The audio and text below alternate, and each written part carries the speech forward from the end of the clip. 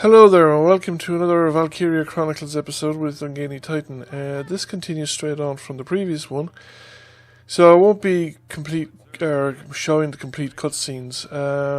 But Welkin leaves the square where the previous encounter with the Imperial troops, where they destroyed the mill at the centre of the town, and he's rushing back to his own home, which has been invaded by Imperial troops. He rescues Asara and Martha, who's gone into labour. And Asara tells them that there's a tank in the garage, their father's tank. Welkin's father was General Gunther, and he had a tank, the Edelweiss. The tank is in the garage, and it was built by Asara's real father, her biological father, who created the tank and maintained it. And Asara has done coursework and learned how to maintain a tank, night classes or something like that. Gallia is certainly an interesting country if it allows you to keep a fully operational main battle tank in your garden shed. Meanwhile, down in Bruhl, Alicia is attempting to hold the gate. She wants to delay the Imperials from taking the gate for as long as possible, so as to allow people of Bruhl to escape the town before the Imperials completely overrun the town and trap the population. Essentially, what is going on here is you have to hold out, or basically keep Alicia alive, long enough for Welkin to turn up and save the day. Part of it is tutorial, so it introduces some new bits and pieces like the sandbags, which provide cover. We've already run into that aspect of the sandbags, but they can be destroyed using hand grenades. Now, Alicia is the only one equipped with hand grenades. And in my experience, what I've discovered is that the range of hand grenades are so short that you can't throw a hand grenade across the street. So Alicia has to get out of cover, close with an enemy position, to throw hand grenades in a place that are useful, and then get back into cover. And the problem is she's doing it in front of shock troopers who are armed with submachine guns and a tank who has a coaxial machine gun as well. So the level of defensive fire that she's going to come under if she gets out behind her sandbags is enough usually to kill her. The other thing about this battle is that I don't regard it in many respects as a proper battle. There are aspects of this battle that certain enemy troopers seem to die irrespective of what happens. Now I think this might be scripted. I'm not 100% sure, but certainly some of the enemy soldiers, a couple of shock troopers, will make it too close to the gate, and they have an amount of hit points, the amount of shots taken that would be needed to take them out is greater than the defenders can deliver in a single round or even multiple rounds. By the time that the shock troopers killed by rifle fire, given that they're in cover, is probably greater than the amount of time it'll take for Welkin to show up with the Edelweiss and use his tank to completely destroy the enemy tank.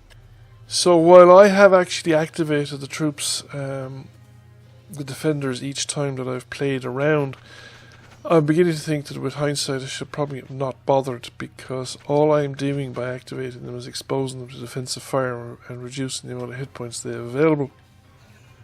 The one enemy engagement that's worthwhile is this guy comes in here on the right. He's a scout and he doesn't actually have a lot of hit points, so he's takeable in a single round of combat if the two militiamen in the front engage him in focused fire.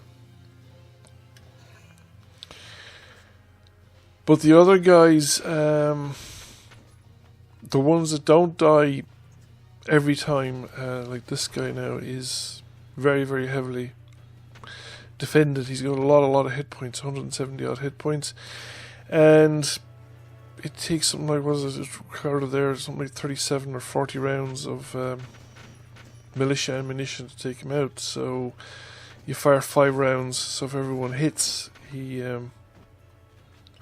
will. It still takes more rounds, and the battle will actually last before he'll be taken out.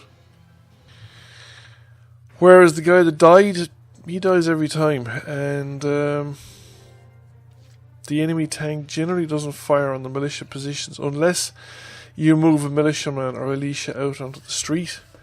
The enemy tank doesn't use the mortar round, so the tanks have different kinds of rounds. So defensively, they'll fire the coaxial machine gun on the turret.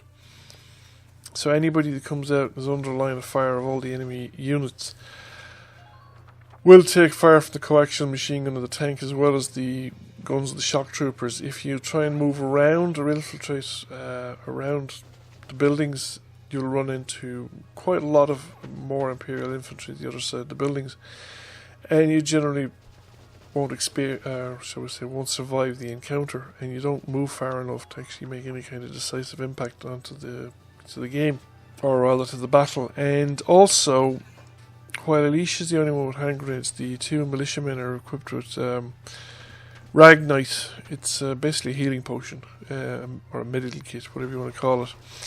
And it'll restore hit points to either the trooper that has it or any trooper that's targeted by that trooper. So you can use the tab key to cycle the weapons loadouts of the characters that you're controlling, the units that you control. So if you cycle through the Watchman, you'll have the option of the rifle or the Ragnite potion. If you cycle through for Alicia, you'll have the option of a rifle or hand grenades. But if you activate the units, you get exposed to defensive fire, and more time you spend with the units, the more defensive fire they'll come under. So as I've said previously, it's my belief at this point that it's probably not worth actually activating. At this point it's probably okay, but once this shock trooper makes it down to the end of the sandbags, he's near to the gate then, and he's within grenade range of the gate. At that point, it's probably not worth engaging them any further or actually activating Alicia or any of the militia people, unless Alicia's in danger of dying or something like that, in which case you might want to activate a militiaman to use the Ragnite to restore her to full health so that she doesn't die before and ends the combat, because she is actually far more likely to die as a result of the enemy action than the gate is. Because you can see the gate there is at 50% health from 2 rounds of the tank. It's more than 50% health, and the Ragnite pushes it around just under 50% health, whereas a couple of rounds of fire from one of the shock troopers in Alicia is far worse off than 50% health. And in fact, as you can see, the poor unfortunate militiamen are even worse off again. Like, this guy's got practically no health left.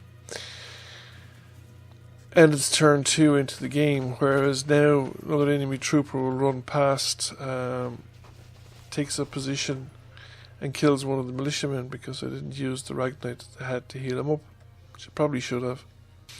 You do not get any more militia reinforcements. You just have to wait for Welkin to turn up. You'll see there when the militiaman fell down, it says the militiaman has retreated.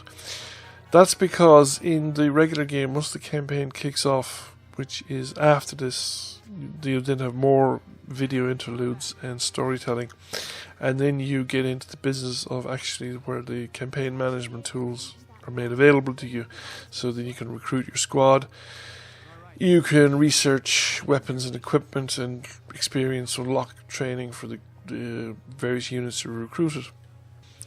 This section introduces you to the management of tanks as part of the combat. Tanks take 2 command points to activate. So you could activate a tank once or activate 2 other units, or 1 unit twice instead. So you can see that tanks take up a lot of command resources, and they're not that mobile. The tank's action points isn't that huge, or at least the amount of action points it costs a tank to move around is quite substantial. Tanks themselves have 3 types of armaments, I suppose is the best way to describe it. You have anti-armor missiles or shells, really. You have mortar rounds that they don't fire on a flat trajectory, they actually fire on a high arcing trajectory and fall very, very close to the tank's location. They don't travel that far. There's no hundreds of meters of shots in this thing, and they have the coaxial machine gun.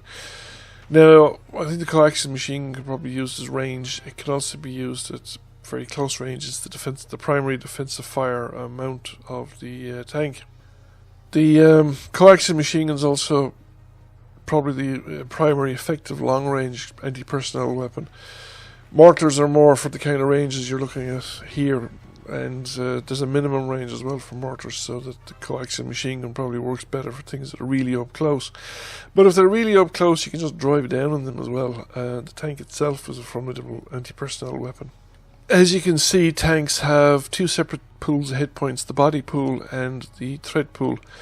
And the thread pool will eliminate or destroy, almost completely eliminate its mobility.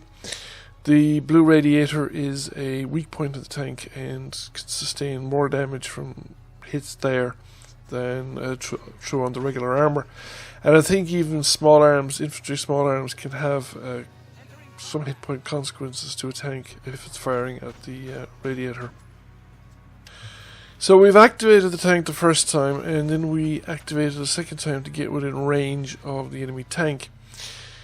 And once we've reached range of the enemy tank, we go straight to the firing mode, and we fire at the cooling panel, or whatever it is, the radiator panel at the back of the enemy tank. That shot into the radiator of the enemy tank removed more than half the tank's hit points, and one more shot will finish the enemy tank, and finishing the enemy tank is a completion criteria for the objective in the game. I have one command point left, and I actually used it to command the militiamen, but I'd have been as well off I didn't bother and just recycled it and let the enemy have their phase.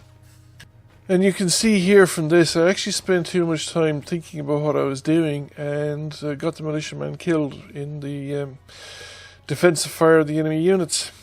So this ends the phase and it's back over to the enemy phase. So the enemy get one more turn. So anyway, they start out again by activating 2 points and activating their tank. The tank turns around and shoots at the Edelweiss. It's not going to do a lot of damage. It does actually very little damage to the Edelweiss. But at least it didn't shoot at the gate. Shock Trooper fires a grenade at the gate, but that's only a fraction of the gate's hit points. The gate still has a substantial amount of hit points left, and this Shock Trooper is activated again to fire at Alicia. She fires back in her return fire phase, and the other Shock Trooper remains, and he's going to push himself forward to join his comrade and throw another grenade at the door, at the gate. But again, there's too many hit points left for that grenade to open the gate or to change the outcome of the battle at this point. And now it's my turn again, so now I have a full complement of a full complement of command points again, so I just use the command points to activate the tank, and I now shoot the enemy tank, completely destroying the enemy tank and thereby winning the scenario. So with the operation complete, you have you're done. It's back into the kind of final chit chat to wrap it up. So Welkin says he's peace, and Alicia's delighted, and then he discovers that Martha had a boy inside the tank. Like I said, there's plenty of room inside these tanks for operational considerations. So I hope you enjoyed the video and found it interesting. If you did, please give it a like. If you've not already done so, please give the channel a subscription. I will catch you all again soon. Bye for now.